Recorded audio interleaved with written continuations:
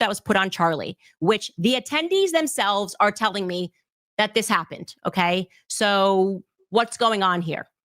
Also, it's rather conspicuous given yesterday's episode. And of course, he had a big timing in here. Like, I shouldn't even respond to her. She's so widow. Widow. I just love billionaires, right? They're just so full of themselves. Their arrogance matches their bank accounts. Like, oh, we should all be like, oh, he's got billions. Let's just take it. Let's just, well, he couldn't do anything wrong.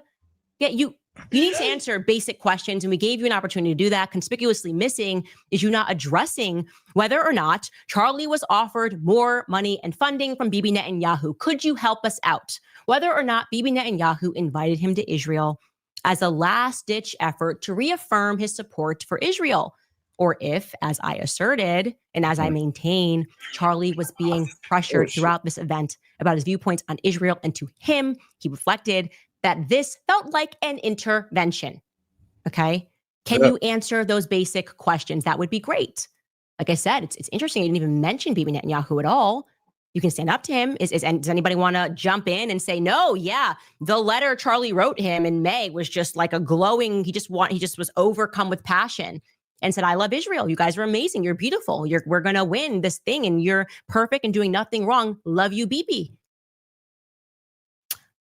I just find that weird that no one wants to address the substance of the claims here, whether or not maybe Bill himself has an opinion on whether Bibi lied by severe omission when he mentioned his last correspondences with Charlie. Because I feel like if Charlie said, I don't want to go to Israel, maybe don't bring up, I just invited him. I guess if it was friendly and everything was great and he was just going to come out, and sadly, he won't be able to make it out here. And regarding just the public here, if you're trying to decide what's real and what's fake, whether or not what we're telling you is real or fake, you can take Charlie in his own words. I mean, shout out to Village Crazy Lady on X. She's a great follow. She just reads Bill Ackman's diatribe and says, okay, she goes through the itinerary. Bill Ackman just confirmed that he hosted his meeting with Charlie on August 4th and 5th. Here's Charlie talking to Megyn Kelly the very next day on August 6th. Now, how do you think that meeting went down? Oh, yeah, forgot to tell you that. That's the next day, okay? That is the next day that Charlie sits down and vents his frustration about how he is being treated. Take Charlie in his own words. And by the way, yesterday, we only showed one portion of what Charlie said to Megyn on that show. Go watch the full thing. Remember, he's with Bill. He's with Seth. He's in the Hamptons. Bill just confirmed that gratefully. And then suddenly he's overcome with a need to vent about the pressure that both he and Megyn are facing as people that have traditionally always supported Israel. Let's take Charlie in his own words. Take a listen. My contention here is that some in the pro-Israel camp are so knee-jerk about calling you anti-Semitic or getting deeply offended if you say anything that doesn't align with their narrative, that it undermines their own cause. And I have to tell you, I find it very irritating because I do feel like some of us have earned the right to have some credibility on the subject of Israel and don't want to be called those names when we have some mild pushback on some of the overreaches, whether it's whether they're winning or losing the propaganda war right now. And my contention is they've begun to lose it. And I realize it's propaganda coming at us from Hamas, but their numbers have turned here in America. They've turned, not so much with Republicans, a little bit with Republicans, but completely with the Democrat Party and with independents. They have shifted mightily from at least double digits highs to single digit lows now with when it comes to approval. And also, with respect to, you and I speculated about this at the Turning Point event, whether the possibility of Jeffrey. I mean, let's be real. I don't like Hamas. I hate Hamas, but I mean, it's really hard to condone what Israel's doing right now. Epstein possibly being a Mossad agent or asset or affiliated can't even do with. it. That's been turned around on me too. To you must be anti-Semitic. What the hell? That's such bullshit. The same people who say you can criticize Israel. That's fine. We won't call you anti-Semitic if you criticize Israel. Now, turn around immediately and say you're anti-Semitic for even raising that. I completely reject that. And I raise this as a pushback against my friends on that particular strain of the aisle to watch it, because you don't want to alienate people who are openly your friends by going nuts in your crackdowns on mild Nuts is the pushback right on word. anything related to Israel. Now you take it. I'm so glad you brought this up, and I would second that, Megan. I think I have a bulletproof resume showing my defense of Israel, both on campus, on social media, to great, let's just say mockery and scorn at times, because I believe it, right? I believe in the scriptural land rights given to Israel. I believe in fulfillment of prophecy. And again, I'm not a theologian, but I'm actually happy to hear this, because during the beginning, Charlie Kirk was like, biggest defender of Israel. But I did see, like, towards the end of it, he kind of just stepped off the topic. And it did seem like when he started answering these questions on Israel, it seems like he was a bit unsure.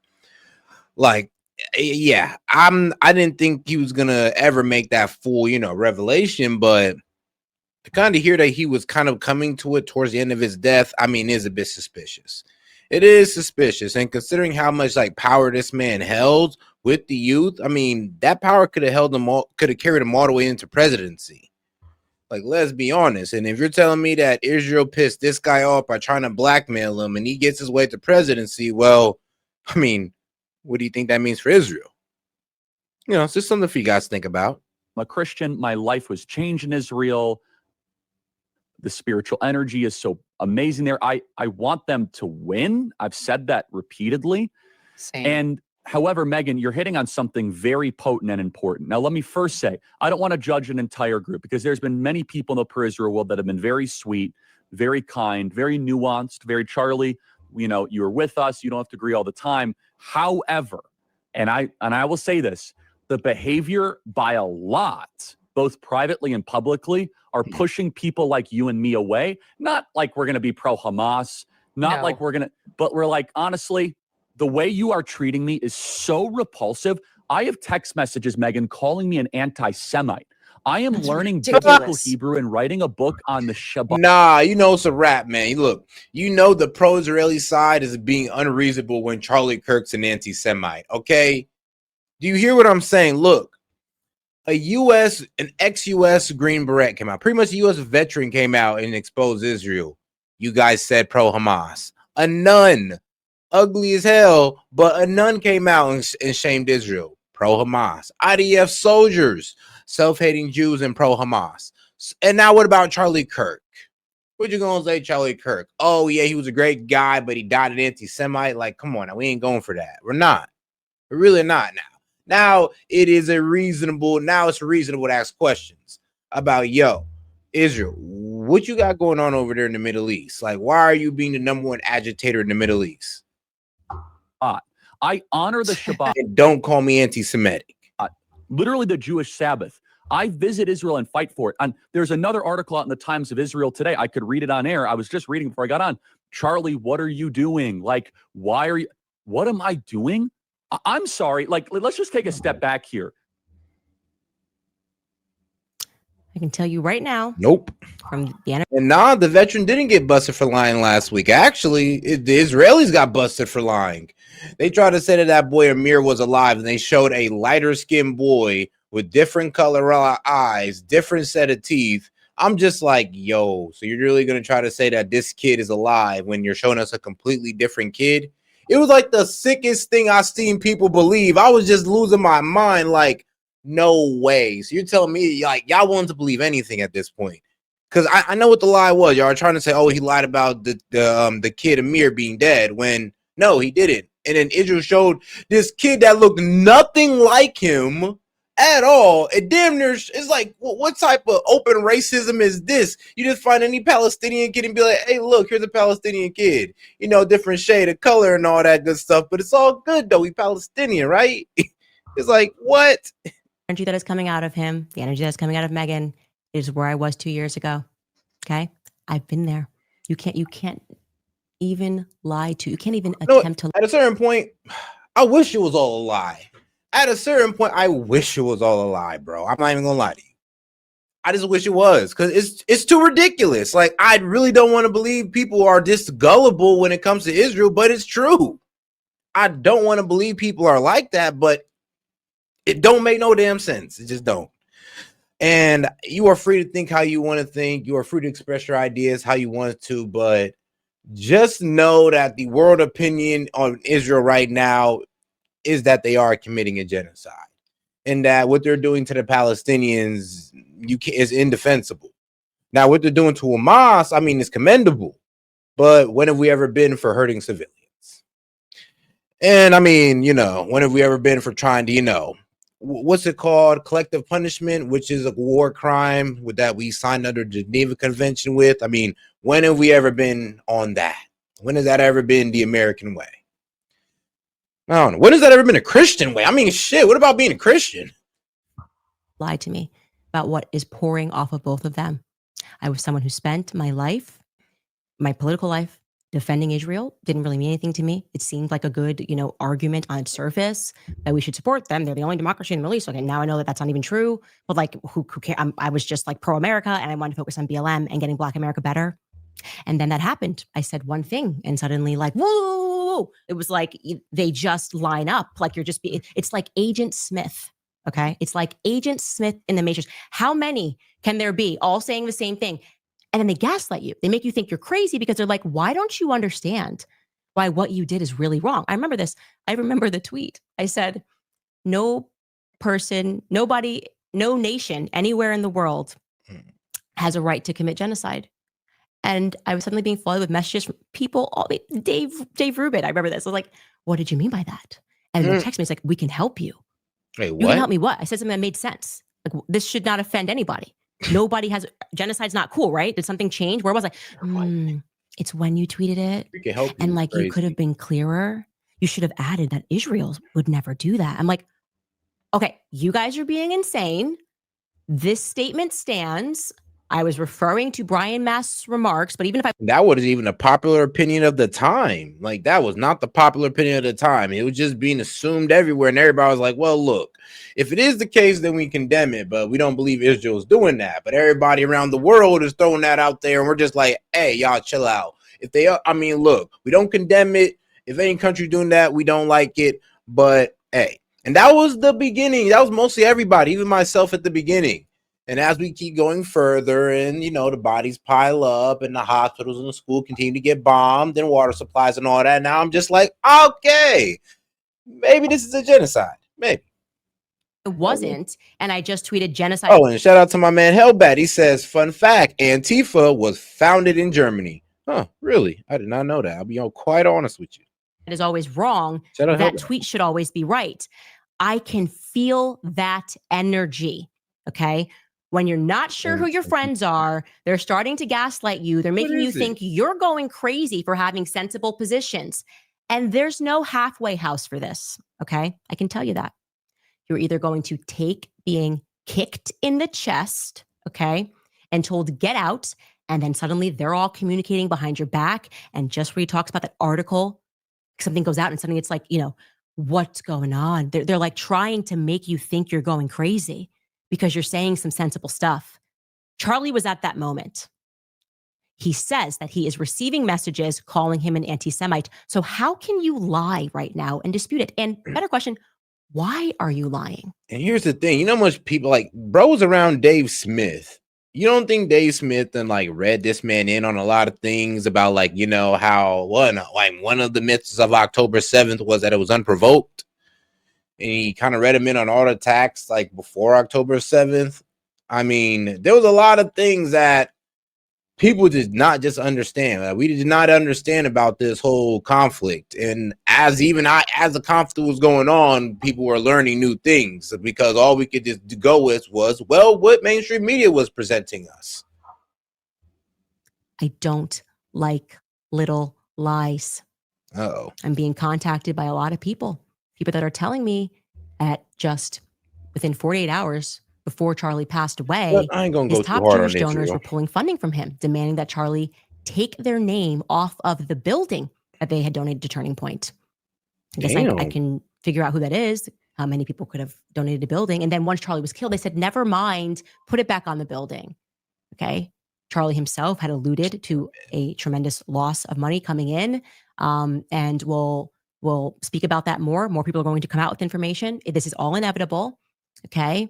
And I'll also point you in this direction. You guys remember Bibi recently was on a PR blitz, despite the fact that he was, fighting this 96,000 front war. And shout out to my man Maine. He says, "Commie on socialist violence, Antifa." Like, yeah, commie on socialist violence, Antifa. Huh? Because Israel didn't Where do you going with that? nothing. Okay. Like, I'm a little He lost. was doing a ton of podcasts in America. He went on to Patrick Bet-David's podcast. He went on to Brandon Tatum's podcast. He went on to the Nelk Boys podcast. I mean, bro, the man went to the most friendly places. I mean, pro-Israel. I mean, look, the Nelk Boys, I felt bad for them. They got eviscerated for like the interview they gave this man. And they didn't really deserve that. Because I mean, like, let's be real. We're getting mad at them for what? Not grilling a world leader on geopolitical issues, which they never been privy on at all whatsoever. All right, then. I mean, Brandon Tatum, he could have did better. And PBD, well, I mean, he just wanted him to recognize the Armenian genocide, which was fantastic. But I mean, I thought we was there for, the whole Israel and Palestine debate. But hey, I mean, I guess he got what he wanted, right? Right. He went on to Brandon Tatum's podcast. He went on to the Nelk Boys podcast. Anybody find it weird he didn't do Charlie Kirk's show? Tommy very quickly told us that Charlie was penning love letters to him in May. I just love you so much. It's amazing. They were so close. The boys just hits him up like, hey, I know we're fighting this 97,000 front war because we're always the victims, but do you want to just come and maybe stay at my place for the weekend here in Israel? Like, that's the vibe that Bibi was rushing to present to the media. So why didn't he do Charlie Kirk's show? I'll leave that as a question for you guys. Common sense, okay? I don't like small lies. And remember, Bibi started this. I am responding to his shamelessness. I would hope so. Shameless misrepresentation of what Charlie was going through and what Charlie was saying. Because, and I want to be clear, to me right now, it feels, and I'm using a corporate term here, a bit like a hostile takeover, okay? Charlie builds the company organically on the basis of Charlie and Charlie's honest ideas. Suddenly, that company's got a lot of money, and Charlie's honest ideas are starting to change or maybe add more color. And now he's getting financial threats. He's being called names. He increasingly, he's being told who and what he's allowed to speak to, and he's taking a stance. He's taking a stand privately up to these people, and then it doesn't matter anymore because Charlie's dead, and those very same people who were pressing him are now doing, like, very quickly trying to set in stone that, Charlie, essentially, the energy is Charlie died for Israel. He's just one of us. Nobody ask any more questions. That is like, I mean, they turned around like they wasn't just about to do the most craziest campaign against Charlie Kirk, trying to paint him as anti-Semite.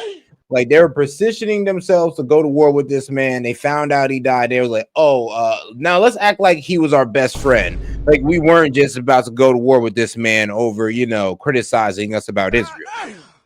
Let's switch up the tone, guys. We got to switch up real quick. Is literally untrue, and we're not going to allow it. Okay, it's just not true.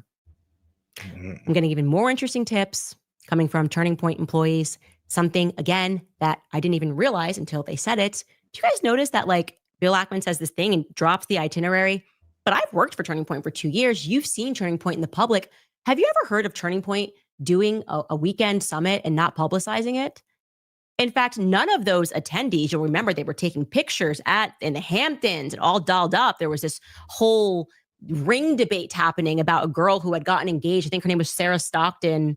And they said her ring was too small, and they called her a broke, bitch. There was this whole drama that was happening, which we'll unpack a different day.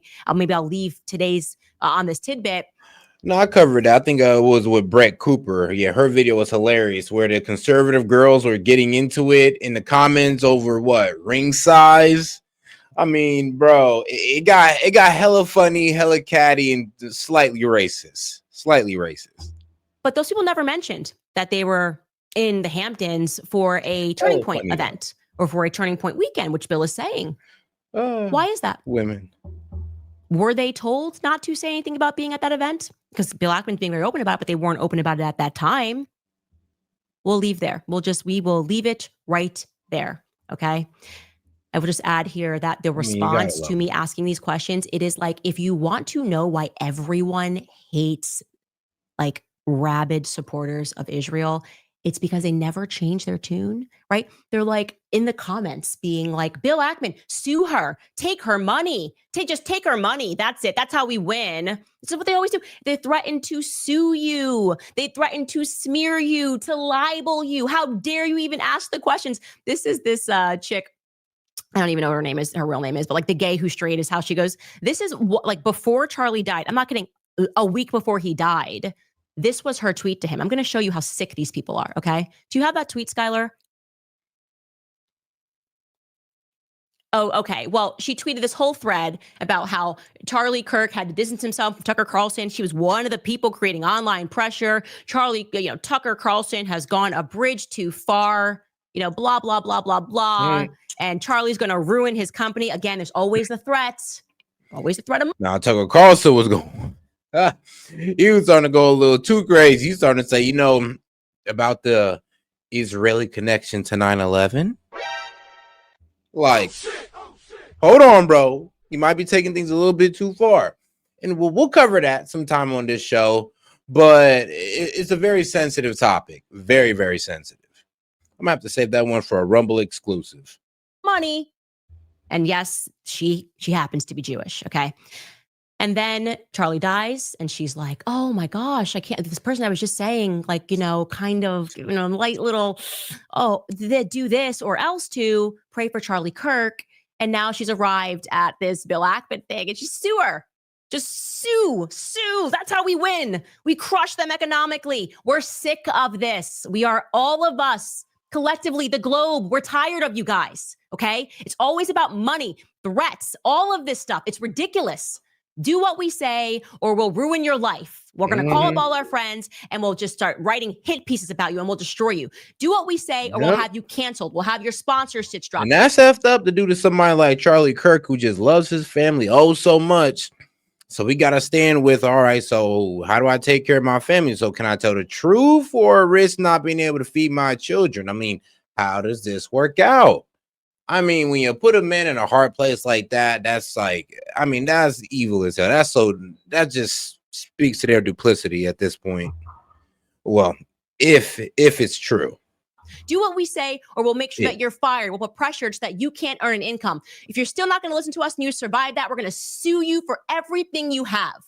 You guys suck, okay? We don't care about your money. We are tired of it. This reveals who you are, not who I am. The truth should be enough. I've offered him my platform. If there is more you'd like to say, Bill, things you'd like to clarify, again, my platform is yours, even though I know you're so highfalutin and above us.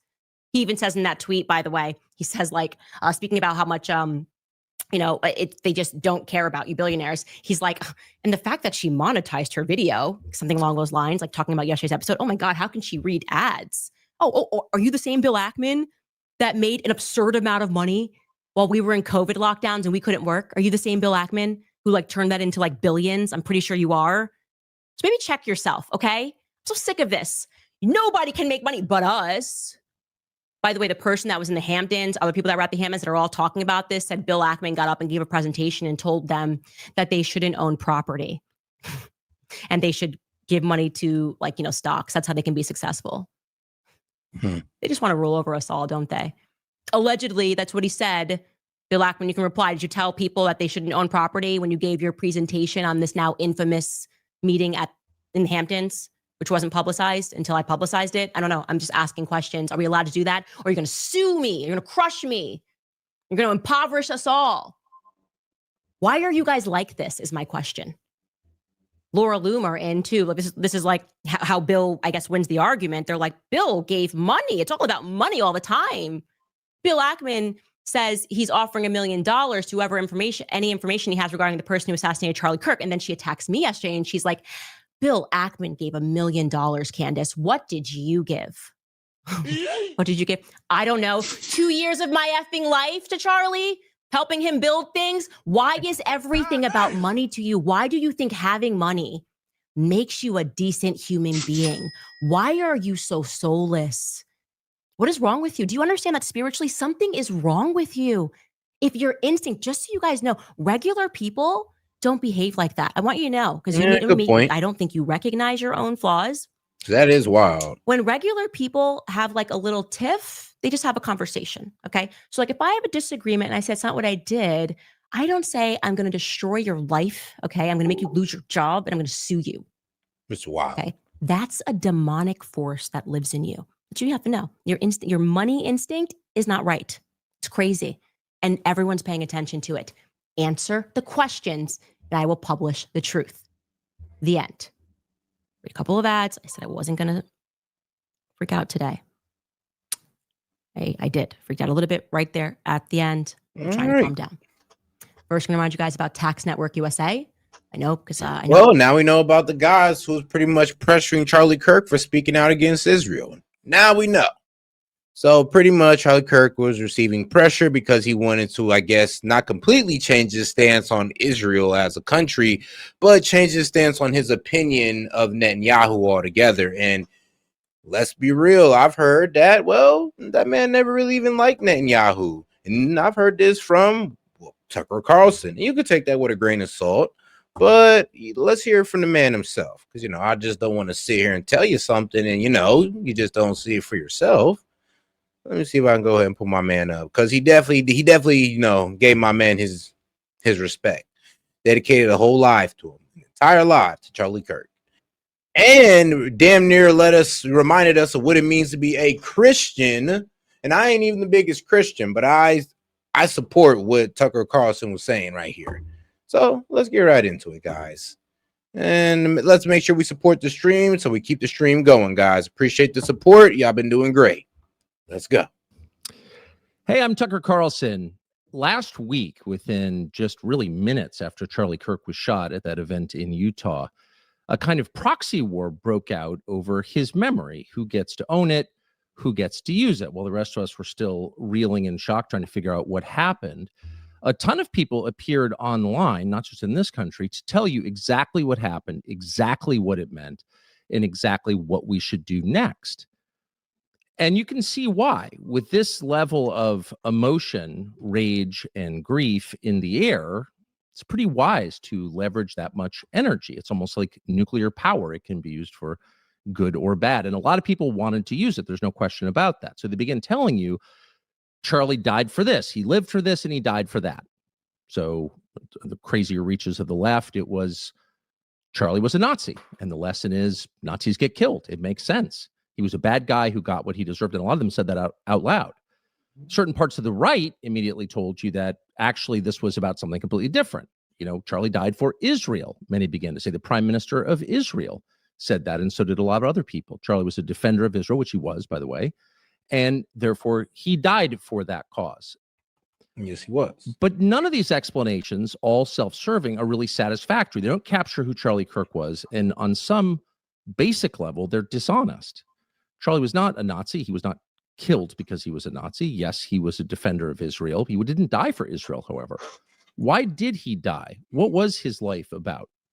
What was the sin, the core sin that Charlie Kirk committed against somebody, power, that got him killed in the end? Trust me, there's a lot of lies going around about Charlie Kirk. Nazi, fascist, racist, white supremacist, all that crazy stuff that Charlie Kirk wasn't. Is just like it's wild, and they're all saying these lies to I ain't gonna lie, kind of shield themselves from their conscience on honestly celebrating a man's death. How else can you sit there and do it? The only way you can sit there and celebrate a human's death is by dehumanizing them. Every single time, it's just dehumanizing.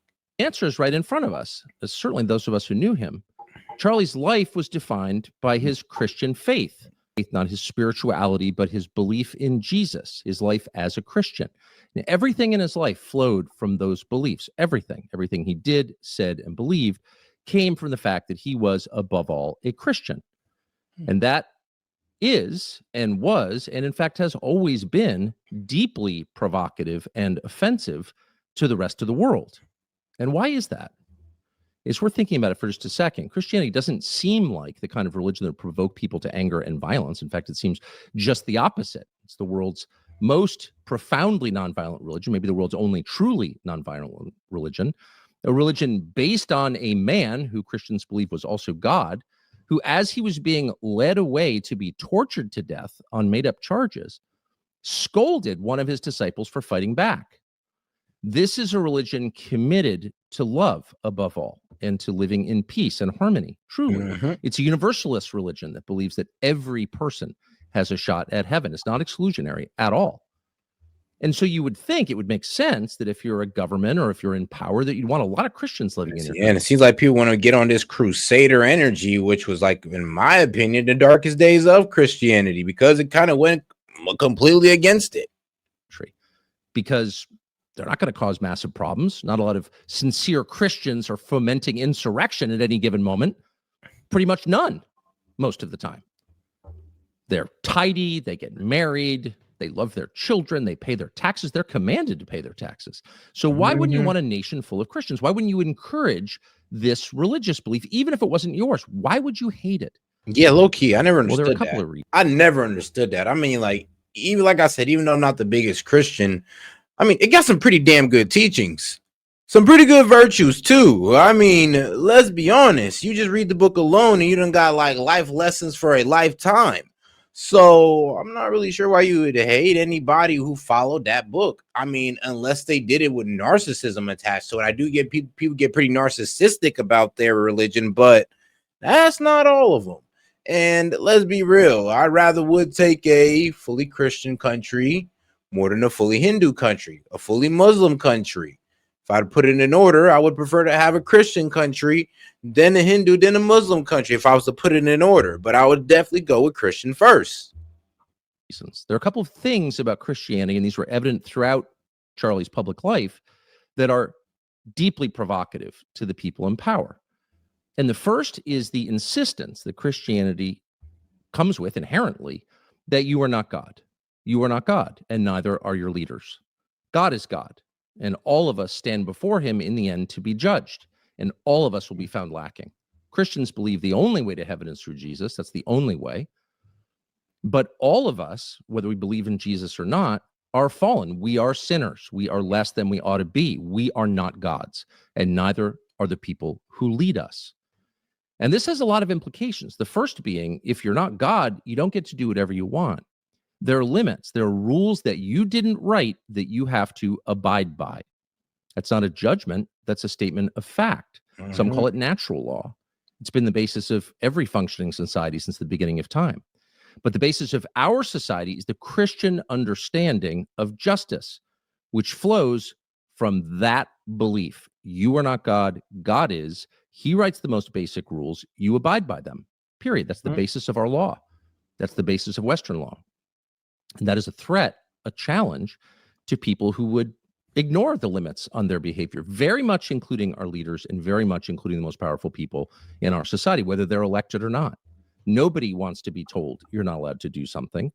And Christianity inherently tells people that. It doesn't judge them. It just states it clearly. No, you do not have the power to kill, except possibly in self-defense. But you can't just go killing people. Yep.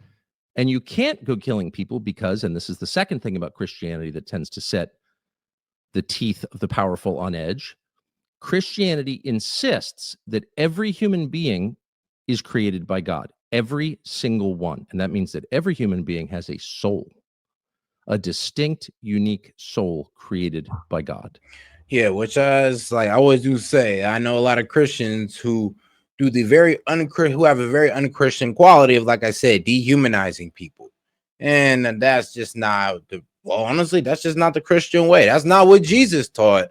I mean, he said to love all and see everybody as a child of God. I mean, it kind of seems like we out here picking favorites all of a sudden. We know what Jesus said, but we out here picking favorites, or we out here picking who we want to see as human and who we want to dehumanize. It is, once again, the only true universalist faith there is. And the New Testament is the story of this, an underread collection of books. That is not the story of the Old Testament. It's very much the story of the New Testament. In the New Testament, all people are God's chosen, every single one. And the story itself makes that point. The founder of most Christian churches in the early Near East was a former Pharisee, a Jew who was in charge of killing Christians until he famously met Jesus on the road to Damascus. His name was Saul. He became Paul, and he is the most prolific author in the New Testament and the basis of a lot of Christian theology. And his life tells the story.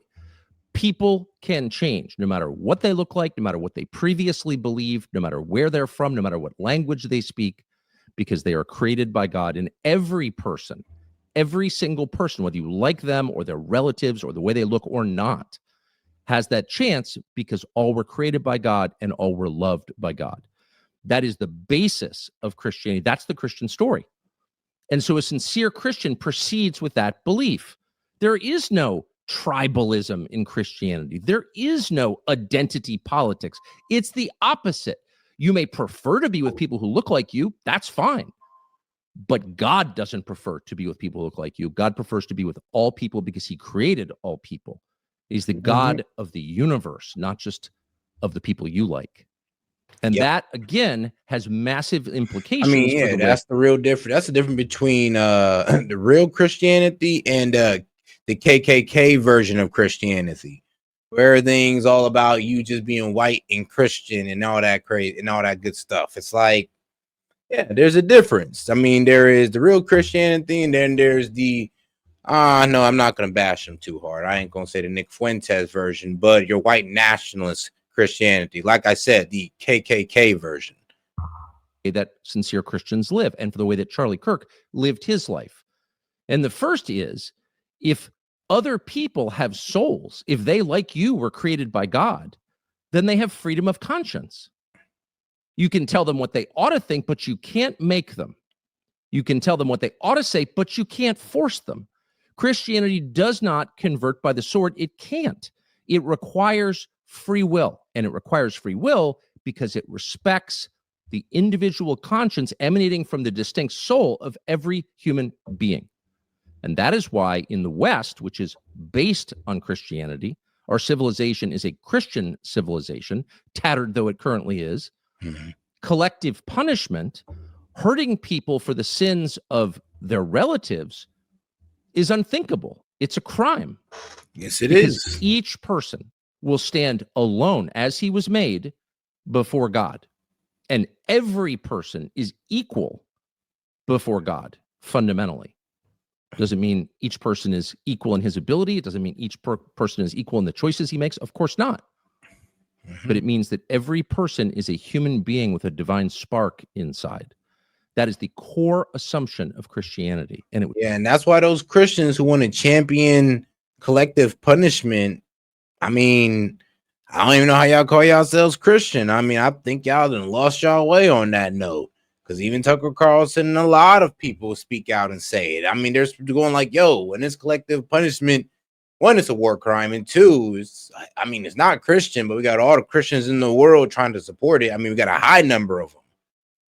It's a bit scary, but hey, though, people find their way back. It's obvious when you watch Charlie Kirk that he believed that. Charlie's been famously quoted for the last couple of days saying he abhors anti-Semitism. That is absolutely right. And he did. He said that in public, and he said it very often in private. He meant it too. But he abhorred racism and bigotry on the basis of genetics of all kinds because he was a Christian. And he believed that God created each person. Now, why is this a problem for temporal authorities? Why is it a problem for the people in power? Because once again, it circumscribes what they can do. And honestly, that's kind of what separated Charlie Kirk from a Nick Fuentes. You know what's actually wild? I think people actually have Charlie Kirk's positions confused with Nick Fuentes's. Because like when you call Charlie Kirk a white supremacist, a racist, a Nazi, and all that good stuff, I mean, and you read and you say all of this, and you say what his perceived talking points. That's actually what Nick Fuentes be saying. I'm actually quite surprised you guys don't know the difference between a Charlie Kirk and a Nick Fuentes. Like, yeah, one tries to, I guess, talk up white people by putting down other races, and the other tried to bring all races together through, Jesus Christ. I mean, which one would you rather? Which side you want to be on? I mean, both are conservative, but both have a different, but each one got their own message. It sets a limit on their powers. If God created each person, including the infuriating, annoying, disastrously wrong person I'm talking to, then I can't force him to repeat my creed. I'm not in charge of his conscience. Only he is. And that is a limit. So when Charlie Kirk said, I believe in free speech, he didn't simply believe in free speech because it was in the Bill of Rights. He understood that it was in the Bill of Rights because it's in the New Testament. He understood that's a right that comes from God, bestowed on all of us at birth. And he felt his job, his duty, was not simply to protect it, but to live it, to show people what that looks like. And I just want to play, of the many clips we could play of Charlie Kirk on college campus, he spent his whole life worn out most of the time. As an older man, I often said to him, how the hell do you get on plane after plane after plane? But he felt an evangelical duty, small e evangelical duty, to do it, to get out there and talk to people.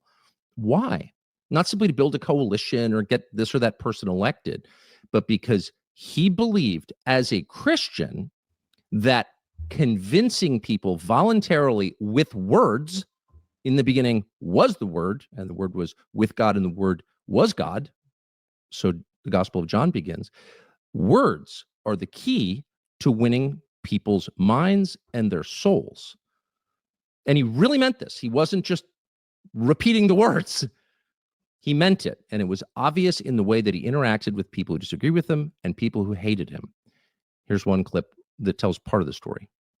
Would you want someone who is not necessarily stable or ready to bring a child into this world and provide that child the life it deserves? Would you want them to still bring that child into this Without world? a doubt, every life has a moral obligation without a to be doubt. able to live. If I can't give that child the life it deserves, why am I bringing it to? Got it. No, this will be my last question. I want you to think about it. If a single mom has two 2-year-olds, twins, and she wakes up one day and says, I can't do it anymore, I can't give them the life they deserve. But that's just not the circumstance. Hold on. Should she be able to take out a shotgun and kill both those kids? No. Of course not, because you think that would be objectionable. That's why I think it's objectionable to eliminate 2 babies that are 6 weeks old, because they're morally the same thing.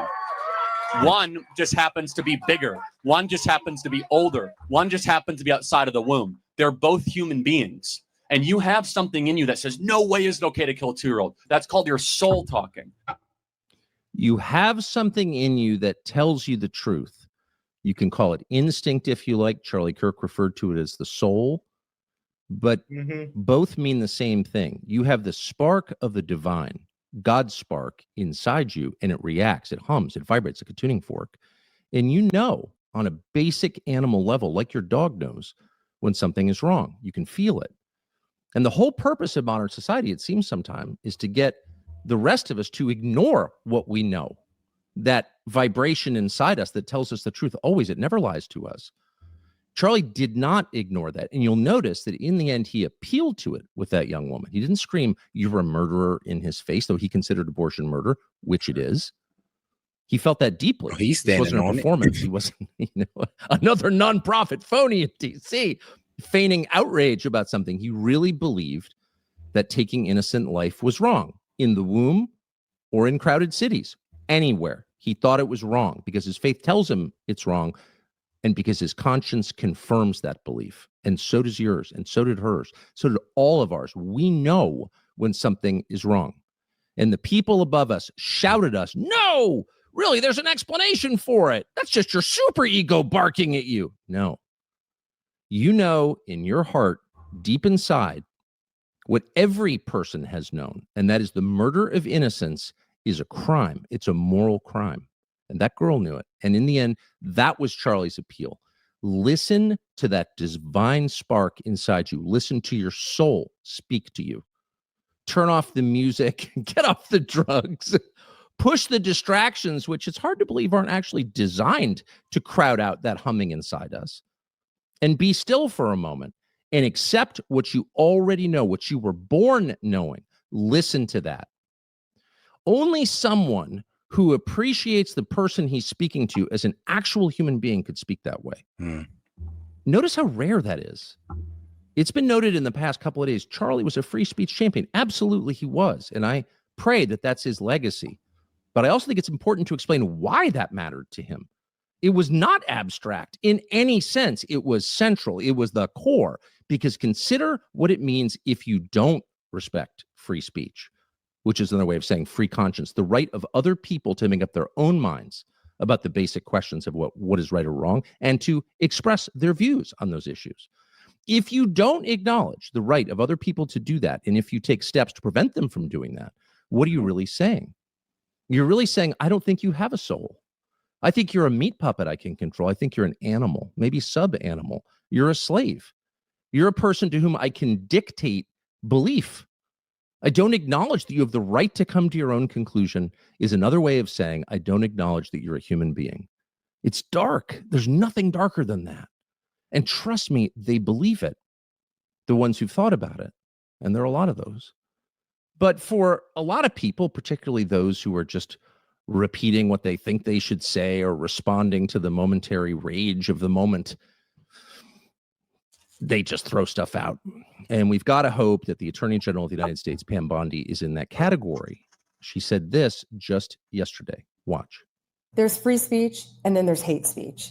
And there is no place, especially now, especially after what happened to Charlie, in our society. There's free speech and then there's hate speech. This is the Attorney General of the United States, the Chief Law Enforcement Officer of the United States, telling you that there is this other category called hate speech. And of course, the implication is that's a crime. There's almost no sentence that Charlie Kirk, and I'm not running the risk of appropriating his memory for my own ends by saying this, it's provable. There's no sentence that Charlie Kirk would have objected to more than that. And you've got to think the Attorney General didn't think it through and was not attempting to desecrate the memory of the person she was purporting to celebrate, that she just threw that out there, that she hadn't thought about it. You hope that. You hope that Charlie Kirk's death won't be used by a group we now call bad actors to create a society that was the opposite of the one he worked to build. You hope that. You hope that a year from now, you'd hope and pray, the turmoil we're seeing in the aftermath of his murder won't be leveraged to bring hate speech laws to this country. And trust me, if it is, if that does happen, there is never a more justified moment for civil disobedience than that, ever. And there never will be. Because if they can tell you what to say, they're telling you what to think. There is nothing they can't do to you because they don't consider you human. They don't believe you have a soul. A human being with a soul, a free man, has a right to say what he believes, not to hurt other people, but to express his views. And by the way, that thinking, and not to pile on the Attorney General, who's a very nice person, but that thinking that she just articulated on camera there is exactly what got us to a place where some huge and horrifying percentage of young people think it's okay to shoot people you disagree with, to kill Nazis for saying things they don't like. Why do they believe that? How did we get here? Is it the video games? Is it the SSRIs? Yeah, probably. But what it really is 12 and then 16 years of indoctrination in our schools at the hands of people who tell them that, who say exactly what the Attorney General just said. Well, there's free speech, which of course we all acknowledge is important, so important. But then there's this thing called hate speech. Hate speech, of course, is any speech that the people in power hate, but they don't define it that way. They define it as speech that hurts people, speech that is tantamount to violence. And we punish violence, don't we? Of course we do. I mean, they've been taught that every year of their lives. And so naturally, most of them believe it. So when Charlie Kirk is shot in the throat with a 30-06 on camera, I doubt very many young Americans want to see something like that or actually applaud the death of a man, a father, a husband. But they've been told for their entire lives in schools exactly what Pam Bondi just told them. Well, there's free speech, but then there's also hate speech, and woe to those who engage in it because it's a crime. That's a lie. And it's a lie that denies the humanity of the people you're telling it about. And so any attempt to impose hate speech laws in this country, and trust me, there are a lot of people who would like them. There are a lot of people who'd like to codify their own beliefs by punishing. I mean, there's already been a decent amount of people who've tried it. I mean, it got shot down immediately, or they withdrew it because, you know, people were catching on to it early. But yeah, people have tried. Those under the U.S. code who disagree with their beliefs. Any attempt to do that is a denial of the humanity of American citizens and cannot be allowed under any circumstances. That's got to be the red line. Because again, when they can do that, what can't they do? And this is something, by the way, that Charlie thought about a lot and that I had occasion to talk to him about a lot. And I really don't want to make any of this about me because it has nothing to do with me. But I did have reason to have these conversations with Charlie a lot, many, many times over the past 3 or 4 months. And this began at an event that he held in Florida in July. All right, guys, I got to go ahead and turn it in right now. But don't worry, guys. I'll probably catch you guys on later on today. If not, we're going to probably do the same time today. Well, tonight. All right, guys. This is S.E.T Media. I'm going to catch you guys tomorrow. Make sure you guys double tap the screen and like the video. And make sure you turn that bell on for next time I go live. Drop a click or drop some shorts, which I'm about to do in probably about 30 minutes. But all right, guys, you guys have a good one, and I'll catch you on the next one. Guys, today modern AI is